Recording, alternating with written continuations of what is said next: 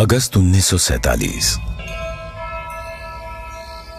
Madras presidency, Tamil Nadu. विशिष्ट लोगों का एक समूह अपने जीवन काल की एक ऐतिहासिक यात्रा की तैयारी कर रहा था।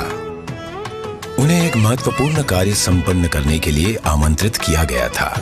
एक शासक से दूसरे शासक को सत्ता हस्तांतरण की प्रक्रिया को विधि विधान के साथ पूर्ण करने का कार्य सौंपा गया था। किस दिशा में कूच कर रहे थे ये लोग? दिल्ली। भारत अपनी स्वतंत्रता के समीप था। ब्रिटिश शासन से मुक्ति की बेला थी।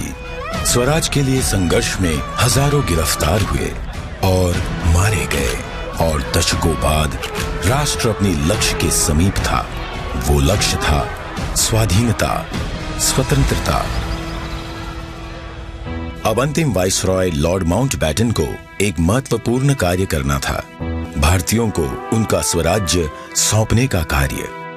परंतु उनके सामने एक सवाल था, स्वराज्य को किस प्रकार सौंपा जाए? ऐसे में हाथ मिलाने की रस्म शायद ही काम आए। तो इस गौरवशाली क्षण के प्रतीक के रूप में कौन सी रस्म अपनाई जाए? उन्होंने पंडित जवाहरलाल नेहरू के सामने अपना ये सवाल रखा। यह एक उचित सवाल था जिसके बारे में विचार विमर्श की आवश्यकता थी। नेहरू जी ने यह प्रश्न जाने माने स्वतंत्रता सेनानी श्री सी राजगोपालाचारी के सामने रखा, जिन्हें राजा जी के नाम से जाना जाता था। वे तमिलनाडु से थे। नेहरू राजा जी की विद्वता और भारतीय परंपराओं और सभ्यताओं पर उनके ज्ञान का सम्मान करते थे। राजा जी को इसका समाधान भारत के गौरवशाली अतीत में मिला।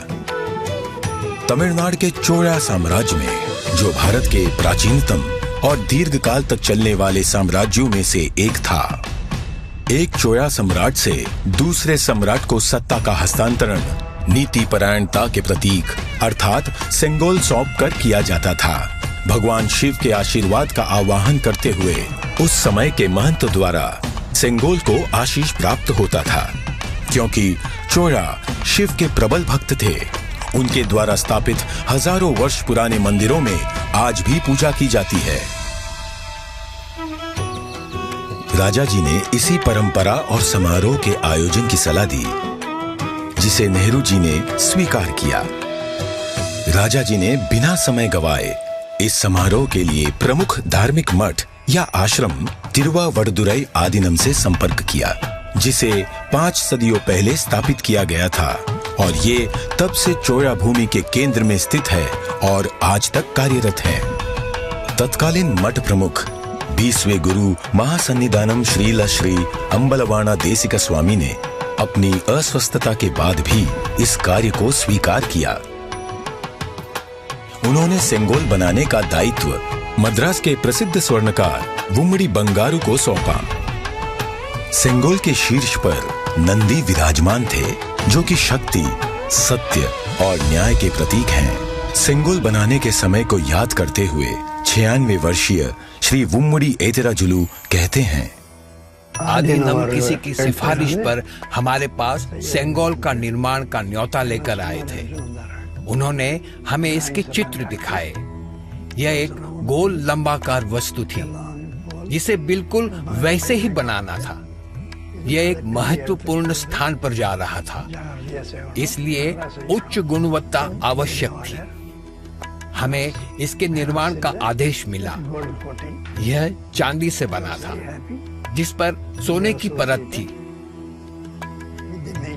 आदीनम के सानिध्य में इस निर्माण से जुड़कर मैं बहुत ही प्रसन्न था।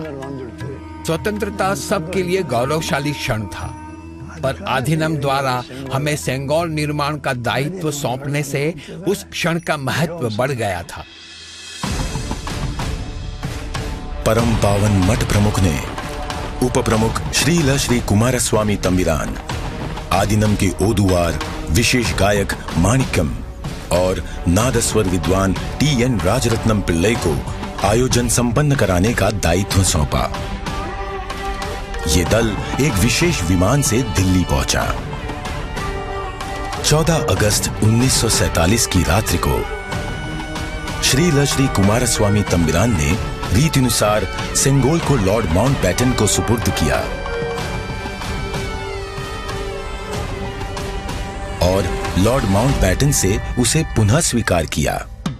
तत्पश्चात सेंगोल पर पवित्र जल छिड़का गया। शोभा यात्रा के रूप में इसे पंडित जवाहरलाल नेहरू के पास ले जाया गया।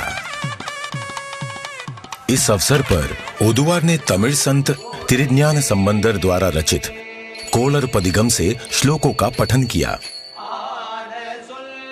महंत ने नेहरू जी को पीतांबर पहनाते हुए उन्हें रीतिनुसार सेंगोल सौंपा।